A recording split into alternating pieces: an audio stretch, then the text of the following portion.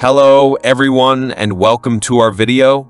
Today we are going to introduce the 16T project of the Elecrow Crowtail STEAM Edu Kit for Microbit Kit, Automatic Gate, how to simulate the function of an automatic door using a microbit, an ultrasonic sensor, and a servo motor.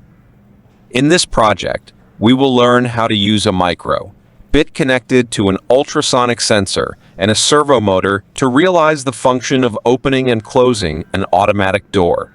In this project, we need to prepare the following components, among them servo motor. A servo motor is an electric motor that can precisely control speed, position, and torque. It can realize the deflection angle according to your instruction. Next, we will start writing the program. Open the MakeCode programming interface, where we have already added the sonar module. There is no need to add it again. First, create a variable distance to store the distance detected by the ultrasonic sensor in centimeters, chem. Note the pin settings. Next, set up the program so that when the distance between the object and the ultrasonic sensor is less than 10, the servo motor rotates 0 degrees to simulate a door opening action. If it is not less than 10, the servo rotates to 90 degrees to keep it closed. Once the program is complete, download the program to your Microbit and then bring your hand close to the ultrasonic sensor to see what happens.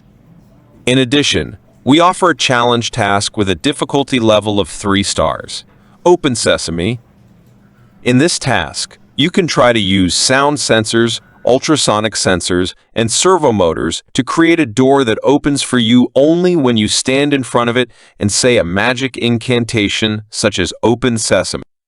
You can build your circuit according to the circuit diagram below. I hope you have learned how to use Microbit to implement an intelligent automatic door system through this project.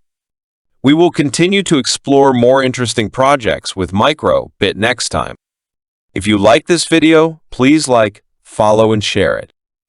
We will see you next time. Thank you.